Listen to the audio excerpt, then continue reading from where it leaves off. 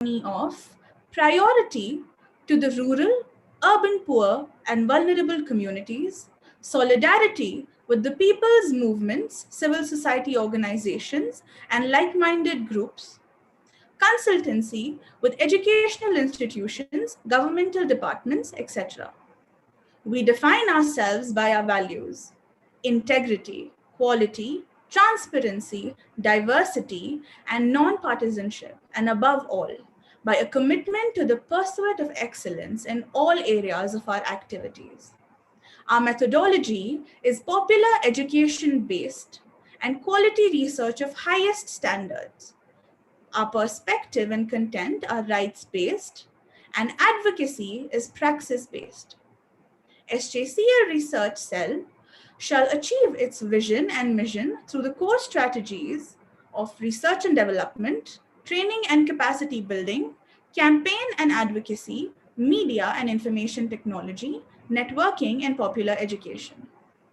Specifically, the activities of SJCL research shall be to encourage and support research, evaluation, and analysis of emerging trends, innovations, principles, and methodologies towards legal issues from an academic community perspective, to promote and strengthen processes, programs, structures, and policies related to law and its interdisciplinary outlook within the student community, to engage in advocacy to influence policies at local, national, regional, and international levels needed to strengthen and practice the provision between populace and polity through scholarly output, to organize and support workshops, seminar, conferences, and training programs in support of the objectives of SJCL research, to facilitate and support the exchange of experiences through fellowships, awards, and other ways, and to develop and maintain linkages with local, national, regional, and international academic spaces having interest in on undertaking activities related to objectives of the SJCL research. The Pandemic Working Paper series is a step towards achieving what SJCL research has set out for. On that note, I would like to invite Professor Anne Phillips to welcome the guests. Good afternoon, everyone. It's my privilege to welcome all the chief guests to this program. Professor Anantharaman is a professor of strategy and general management at St. Joseph's Institute of Management, Bangalore. He has taught at the Lubin School of Business and Harvard Business School in the USA and at several other prestigious international schools of business in Europe and Asia. He is a graduate in mechanical engineering, an MBA and AMP of the Harvard Business School, and a PhD from Columbia University. He has also served as a UNIDO expert and an advisor to several West African governments on industrial policy. He started his career with the Unilever Group in India and has subsequently served in several senior positions as CEO with multinational corporations in Asia, Africa, and the USA. He has also guided the research of several doctoral and postdoctoral students.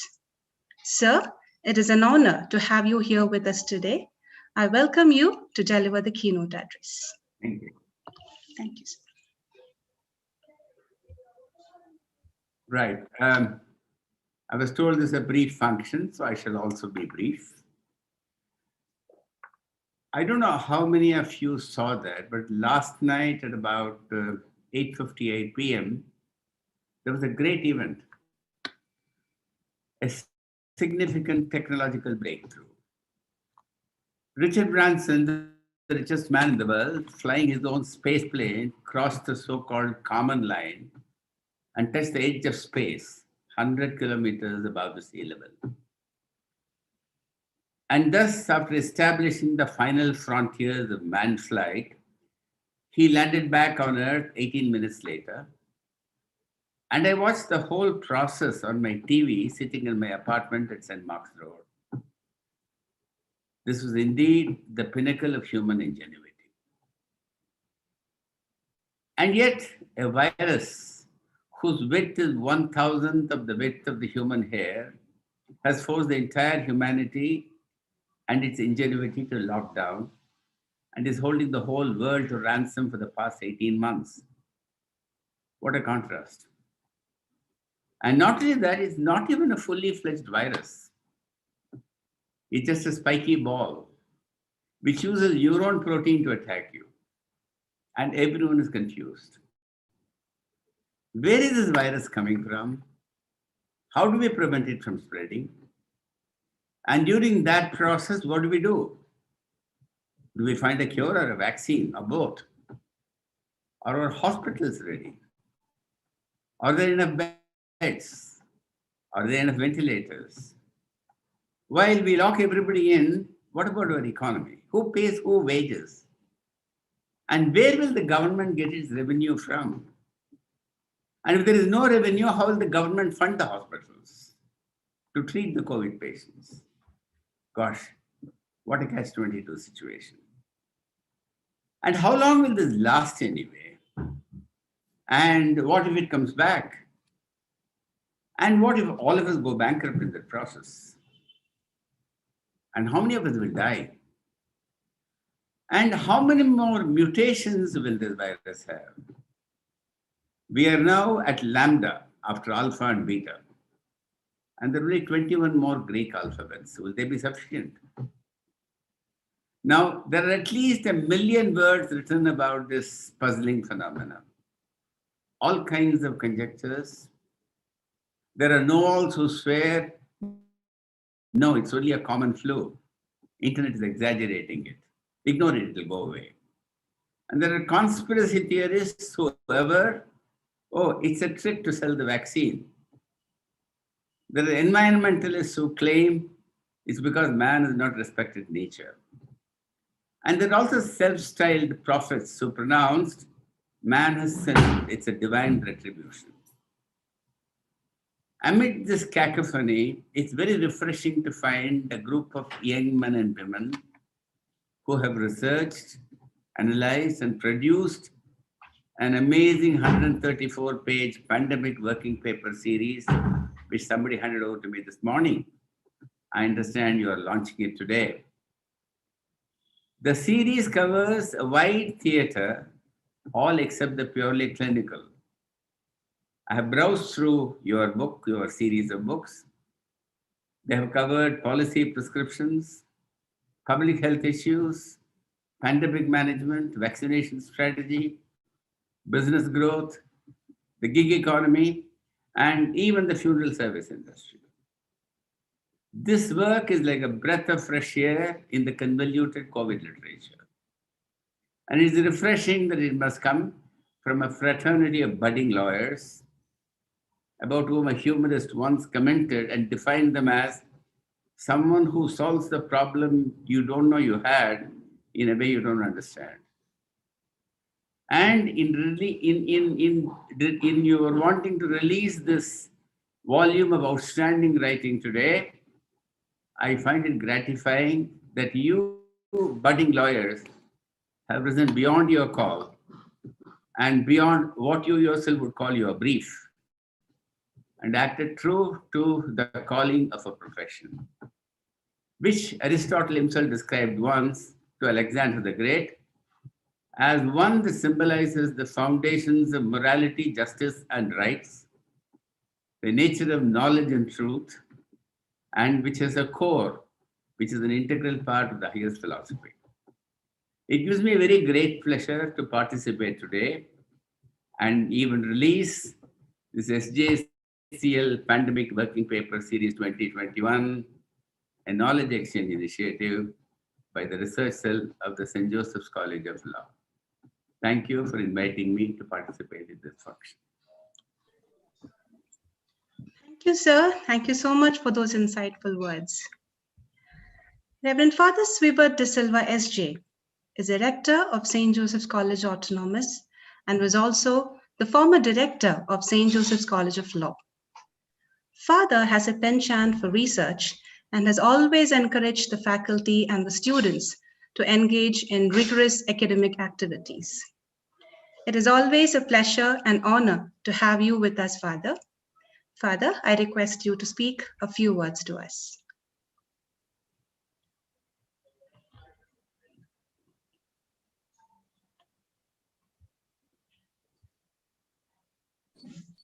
All right. Okay. Good afternoon, and it's a wonderful time to participate in a seminar or a launching time of SJCL Pandemic Working Paper Series 2021. I'm glad to be part of this process here once again. I remember when I was at St. Joseph's College of Law, we initiated the process, and Madam Anne Philip and Moses, both of them were instrumental in beginning and starting this series of research at St. Joseph's College of Law. We are in a critical time. We are in a pandemic time, and the response also must be very creative and different. I'm very glad that St. Joseph's College of Law has taken up this work of doing some research on these pandemic times and the outcome and the effect of this pandemic. As all of us know, there are different issues that have emerged because of this pandemic. First of all, in terms of study, there is a problem of accessibility for the students. There is a problem of affordability.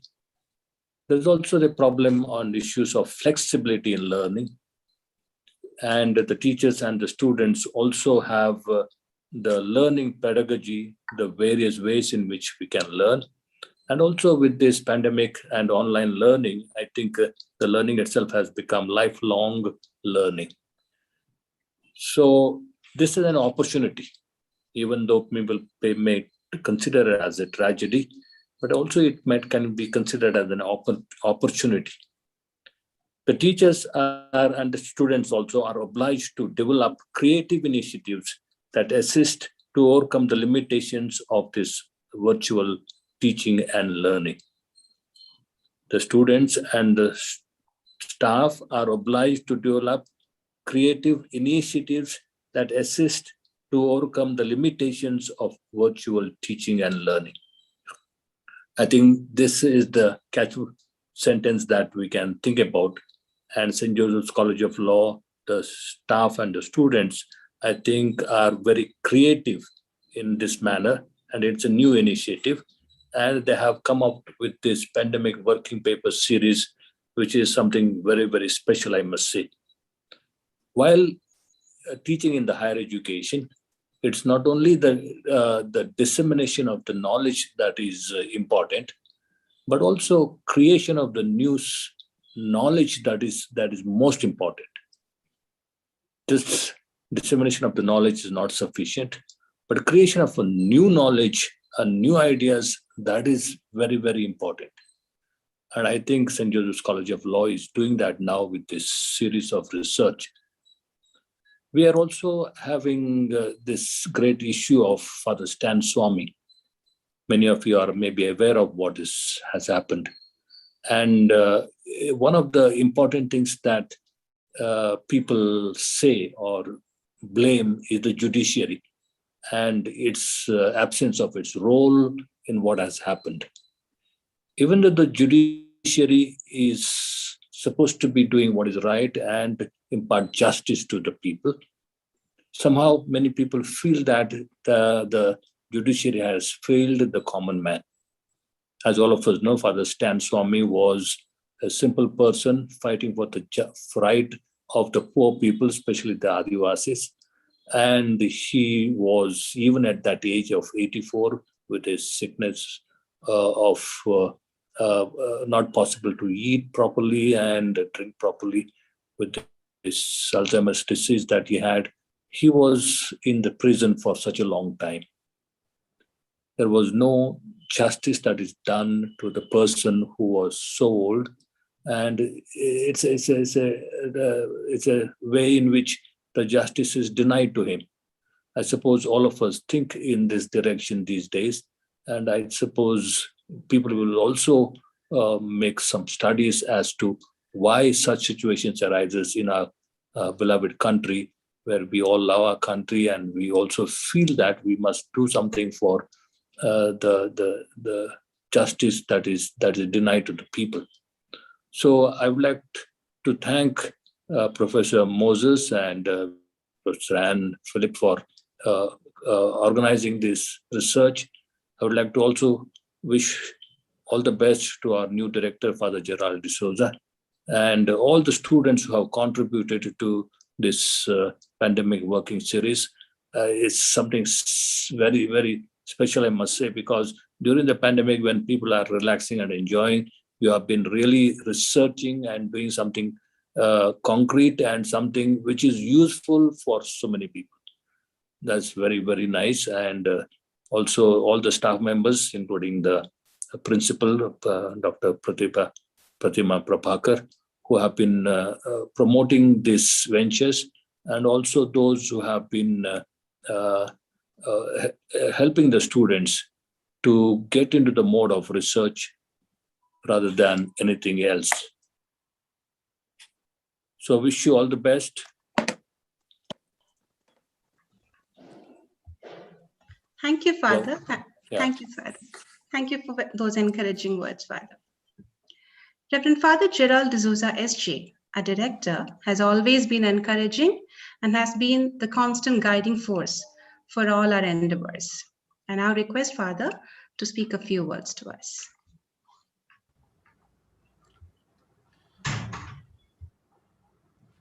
Professor Anantharaman, Father Swibert, Principal, Vice Principal, staff, and all my dear students.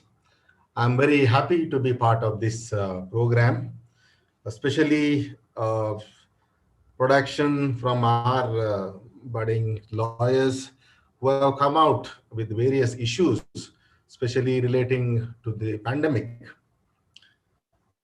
You know, two things are very much prevalent in our society: the debate between subjectivity and objectivity. We have got a very strong tendency to look at issues in our subjective opinion, and we do not know at the end what is the objective opinion at all.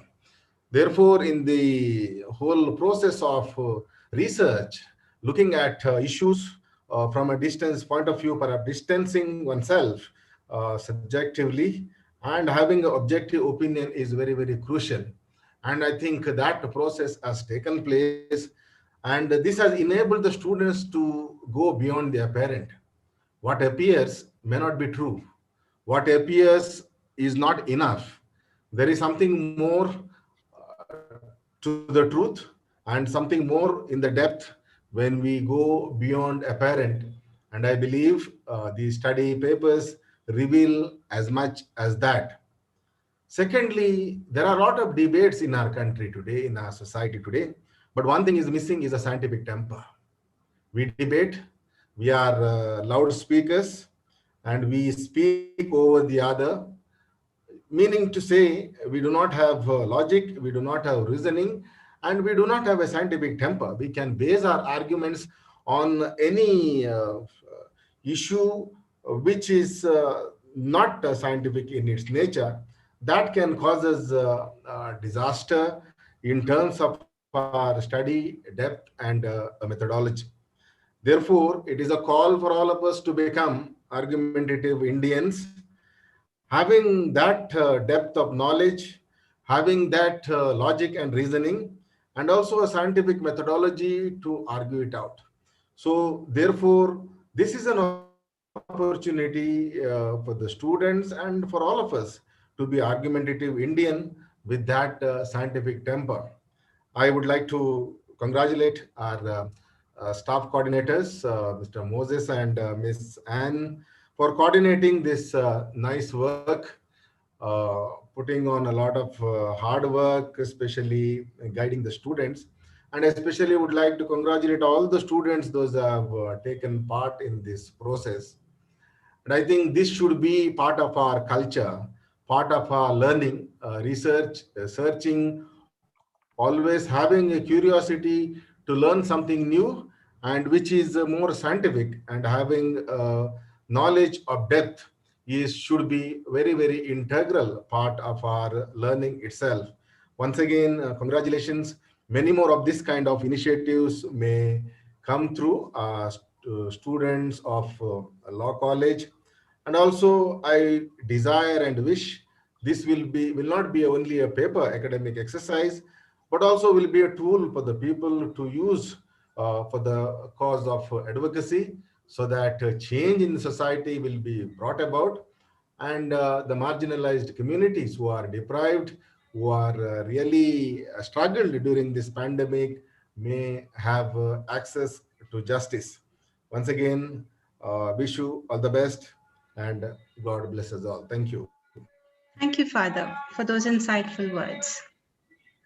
Dr. Pratima Prabhakar, our beloved principal, is always supportive and encouraging. She was very excited, happy, and proud to read the papers written by our students. I now request our beloved ma'am to speak a few words to us. Thank you, Anne. Good evening, one and all. Respected Director Gerald D'Souza, SG, Father Sweepert De Silva, Professor Anantaraman, our Chief Guest for today's program, Vice Principal Ms. Pauline, the faculty members, and dear students. At the outset, I'm extremely delighted to be part of this launching ceremony of St. Joseph's College of Law Pandemic Working Paper Series 2021. I would like to appreciate the committed work of Ms. Anne and Mr. Moses and the entire team for converting the dream into reality, the dream of making research a culture at SJCL. Our students have put together 17 scholarly papers based on in-depth research on the most important and need of the hour topic, pandemic. They have brought in latest information on all possible angles of the pandemic, adopted diverse tools of research to make their paper highly informative, resourceful, and useful for the readers. I applaud truly the exemplary skills of our students and wish them great success in all future endeavors. My hearty congratulations to all the young 17 authors. Thank you.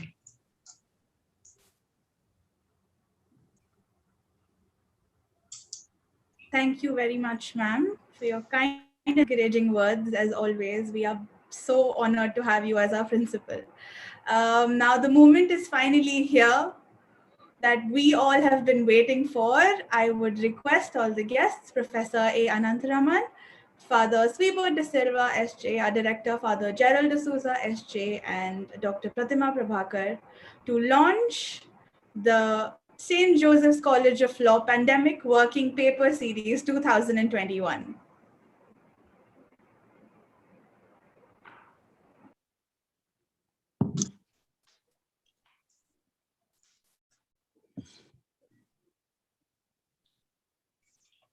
It gives me great pleasure to join with all your esteemed faculty members and visitors to launch this very well written, very concise, excellently arranged series, SJCL Pandemic Working Paper Series of 2021, a knowledge exchange initiative by the Research Cell of the St. Joseph's College of Law. As a professor of management, I keep telling my students there's a great issue for management. Finally, it's left to law college to try and show us the way as to how they must look at all the extensive vistas that is being shown, that has been thrown by this. Excellent work done. May you continue to do more work like this.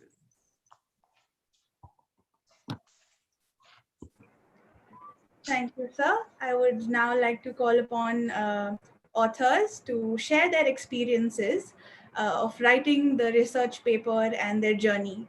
Can we please have Ms. Simi Zakaria? Thank you, Jaza. When you conduct research, you're essentially trying to solve a mystery. You want to narrate a story, or you want to know how something works or why something has happened. In other words, you want to answer a question that you have about the world. This is one of the most basic reasons for performing research.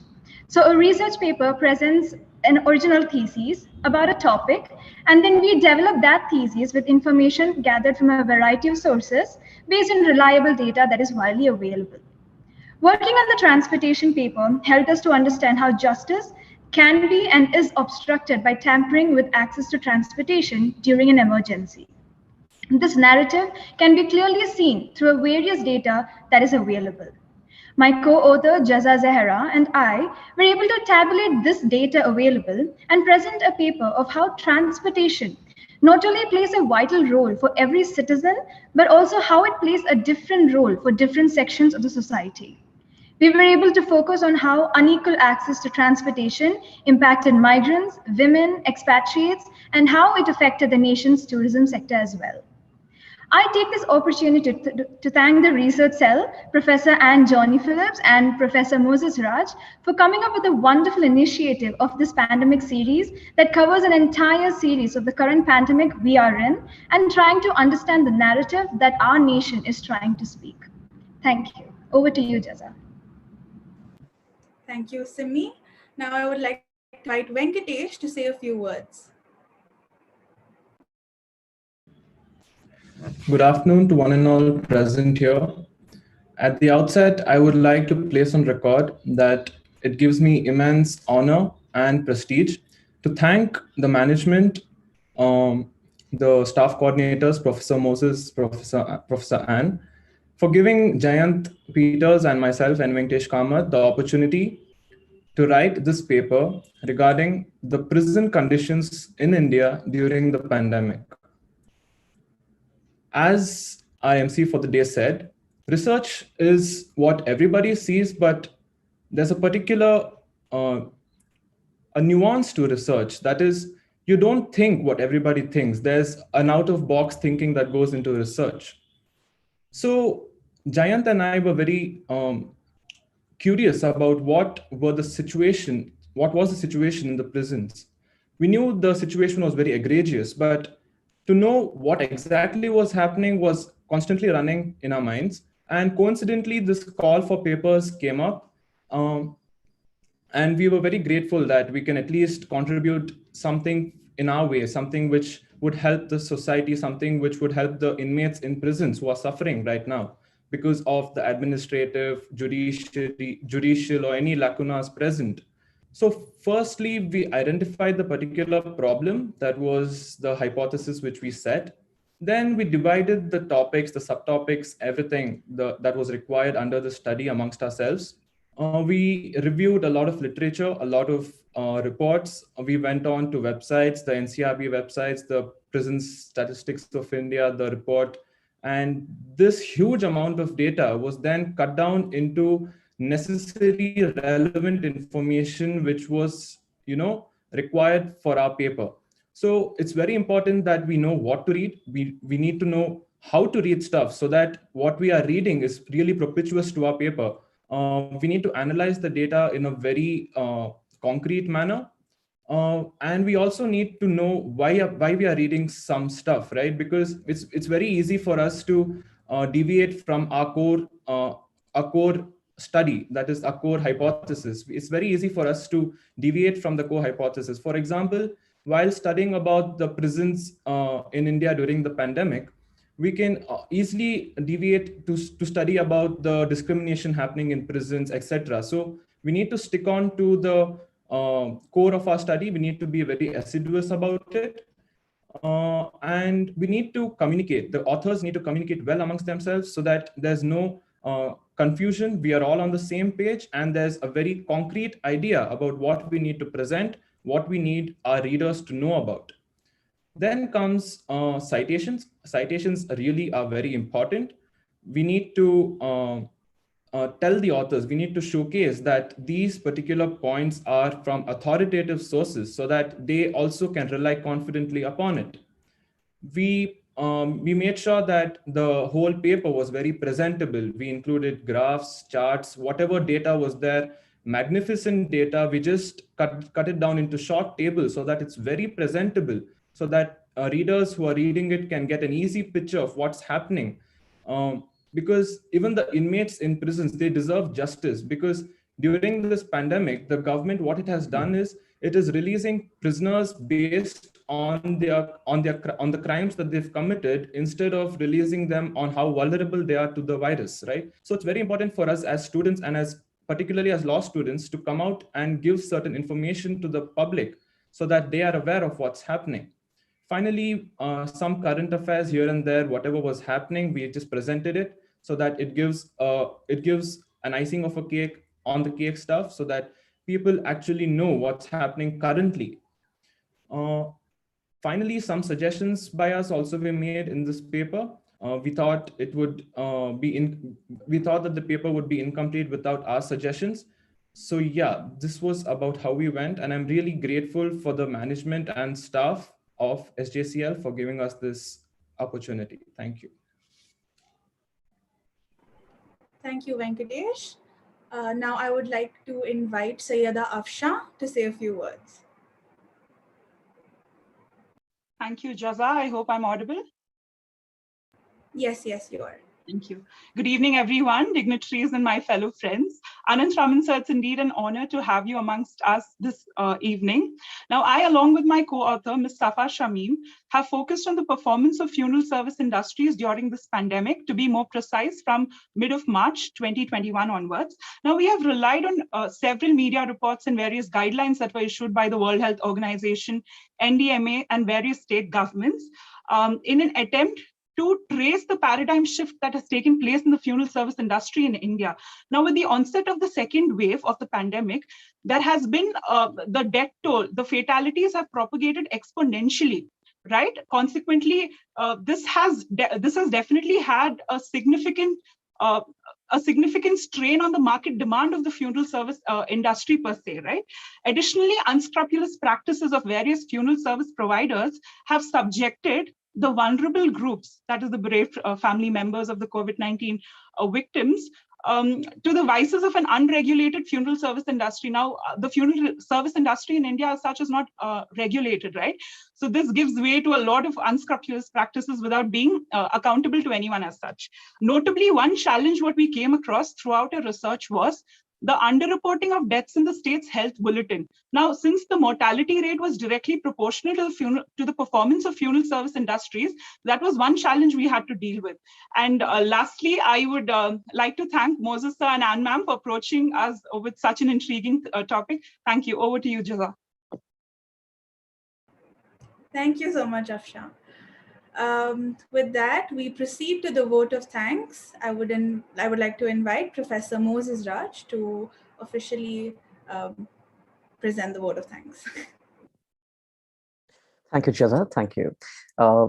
Research is a lonely process, and to be objective during these trying times has been more challenging than ever before, particularly as faculty members. It's been a turbulent time for us with classes, with students being uncertain of their future, and to be motivated as researchers as well. But during this process, our students have stood through this process, and as Father Praveen used to always say, to walk the extra mile. So we took the research to the next frontiers in their own fundamental legal way. And it is through that, the culmination of about 4 months of effort is what is produced with about 17 papers.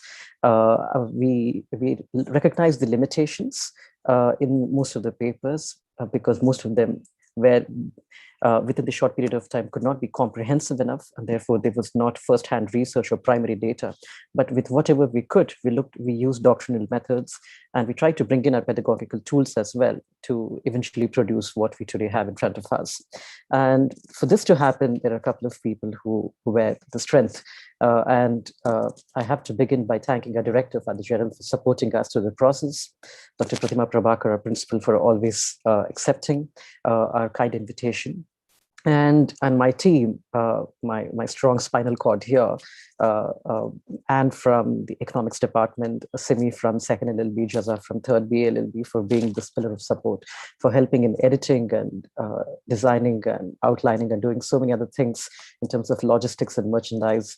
And dear student authors, this wouldn't have happened without you for delivering excellent content with a quick turnaround time. Mr. Balraj from the office and his team for helping us with logistics, Parikshit for helping us go live today on YouTube, and more importantly, for all this young dynamic audience for being such a tremendous, members today, and for your cooperation. So we look forward to your continued support, and we request you to share the SJCL Pandemic Working Paper Series 2021 widely. Thank you. And thank you, sir. None of this would have been possible without your support as well. As all good things must come to an end, we are today at the end of the program. But we at the SJCL Research Cell hope to see you again with another initiative very soon. Thank you everybody for attending.